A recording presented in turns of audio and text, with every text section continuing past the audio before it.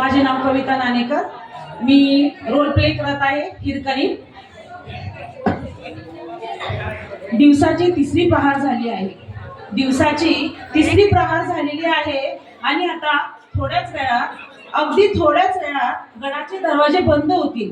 गडाचे दरवाजे बंद होतील. तोफ वाजेल. ऐक ग, तोफ वाजल्याचा आवाज आला. मला लगबग करायला हवी. गडाचे दरवाजे जर बंद झाले तर मला माझ्या बाळाकडे जाता यायचं नाही. माझ्या लेकराकडे मला जाता यायचं नाही. लगबग करते मी, पटकन जाते. अहो थांबा, अहो थांबा, अहो द्रौपद थांबा. दरवाजा बंद करू नका. अहो थांबा ना. अहो दरवाजा उघडू नका. हो मला बाहेर जाऊ द्या. मला माहिती आहे शिवाजी महाराजांचे निर्णय ही दगडावरची काळी रेघ आहे. एकदा त्यांनी जे नियम घालून दिले ते नियम पुन्हा कोणीही मोडू शकत नाही. पण माझ्या बाळाला कसले कळतात हे नियम. मला जाऊ द्या हो. माझं लेकरू वाट पाहतंय. आईच्या भेटीसाठी कासावीस झालं असेल ते. मला बाहेर जाऊ द्या हो. मला बाहेर जाऊ द्या हो. मला बाहेर जाऊ द्या हो. आई ग, अहो लागलं की हो मला. कसलं हो तुमचं असे नियम. माझ्या बाळाला कसले कळतायत तुमचे नियम. मला जाऊ द्या हो. हे राहिलेलं दूध पण आहे ते तुम्हाला मी फुकट मध्ये देते हो. पण मला जाऊ द्या. पण मला जाऊ द्या. नाही, मला लगबग केली पाहिजे.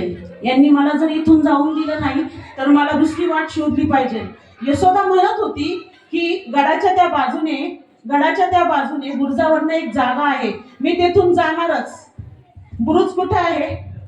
बुरुजावर जाऊन पाहते. अगं बाई, इथनं तर किती काळोख आहे.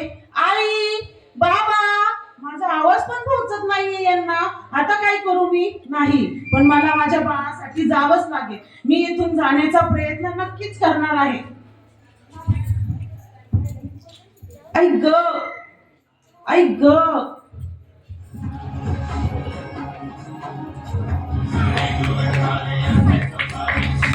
आई ग, आई ग. आले हा बाळा मी.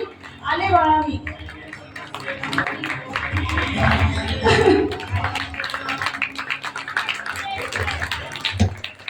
धन्यवाद.